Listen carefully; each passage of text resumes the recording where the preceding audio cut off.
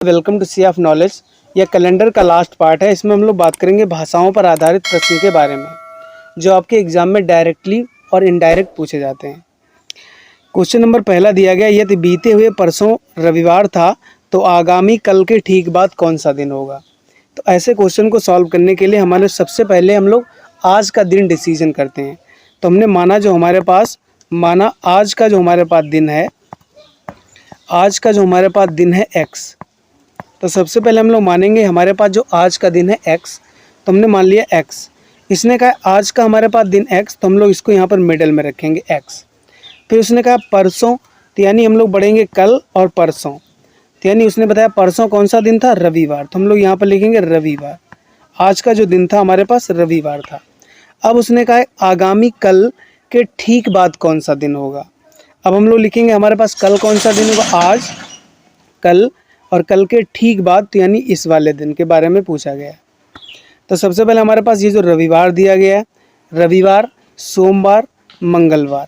हमारे पास जो आज का दिन है वो मंगलवार है, फिर बुधवार और फिर हमारे पास जो आंसर निकल कर है बृहस्पतिवार। यही इस क्वेश्चन का राइट आंसर होगा, बृहस्पतिवार। तो हमारे पास जो आगामी कल के ठीक बाद कौन सा दिन होगा, बृहस्पतिवार। इस वाले दिन को हम लोग बृहस्पतिवार डिनोट करेंगे। ऐसे हम लोग इस क्वेश्चन को सॉल्व करते हैं। क्वेश्चन नंबर दूसरा दिया गया, आगामी कल से 2 दिन बाद रविवार है तो गत परसों कौन सा दिन होगा। तो सबसे पहले हम लोग आज का दिन डिसीजन करते हैं। हमारे पास माना आज का दिन जो है एक्स, तो हमने मान लिया आज का दिन एक्स। उसने कहा आगामी कल के 2 दिन बाद, तो हमने आगामी कल माना आज हमारा एक्स है, तो हमारा आगामी कल ये वाला दिन होगा। फिर इसने कहा कल के 2 दिन बाद, यानी 1-2 दिन के बाद ये वाला दिन रविवार है। इसने कहा रविवार, तो हम लोग यहाँ पर लिखेंगे रविवार है। तो उसने कहा गत परसों, तो हमारे पास जो गत परसों का हमारे पास जो दिन निकल, सबसे पहले हम निकालेंगे रविवार। गत परसों यानी आज, ये हमारा रविवार हो गया। कल और परसों, तो हम लोग निकालेंगे हमारे पास सोमवार और ये हमारा जो दिन निकल कर आएगा मंगलवार। यही इस क्वेश्चन का राइट आंसर होगा। आई होप ये आपको क्वेश्चन समझ में आया होगा। से 3 दिन पहले शनिवार था तो आगामी परसों से 2 दिन बाद कौन सा दिन होगा। तो सबसे पहले हम लोग इस क्वेश्चन को सॉल्व मतलब आज का दिन डिसीजन करेंगे। तो सबसे पहले हमारे पास जो आज का दिन हमने माना एक्स, उसने कहा गत कल से यानी 3 दिन पहले, तो हम लोग यहाँ पर लिखेंगे 1-2-3 दिन पहले। उसने बताया शनिवार था, तो हम लोग यहाँ पर लिखेंगे शनिवार।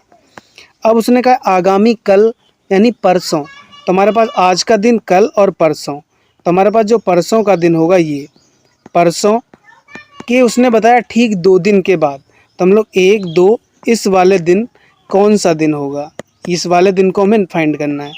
तो हमारे पास दिन हम लोग बढ़ेंगे, हमारे पास शनिवार, शनिवार के बाद आया रविवार, सोमवार, मंगलवार, बुधवार, बृहस्पतिवार, शुक्रवार, शनिवार, रविवार। तो हमारे पास जो कौन सा दिन निकल कर आएगा, रविवार। यही इस क्वेश्चन का राइट आंसर होगा। क्वेश्चन 4 की बात करेंगे, यदि 4 अप्रैल को शुक्रवार है तो 163 दिन के बाद कौन सा दिन होगा।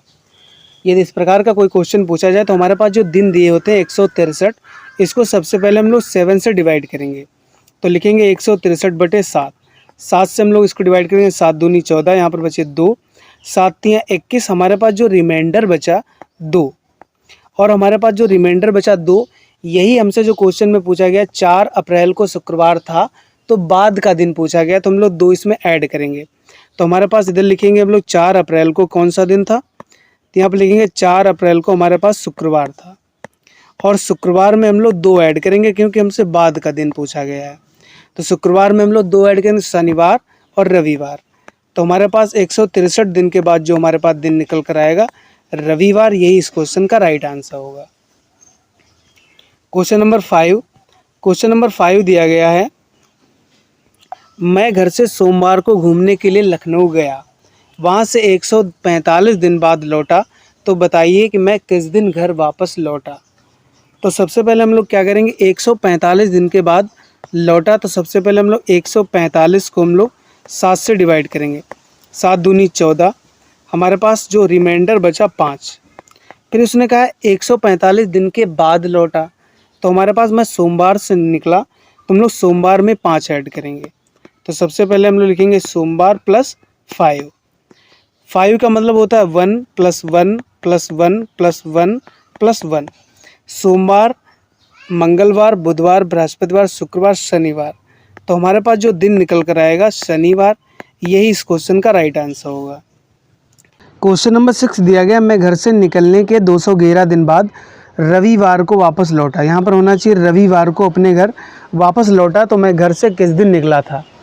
तो सबसे पहले इस क्वेश्चन को सॉल्व करने के लिए हमने माना हमारे पास x दिन पहले हम लोग निकले, प्लस 211 दिन के बाद कौन सा हमारे पास दिन था, रविवार। तो हम लोग यहाँ पर लिखेंगे रविवार।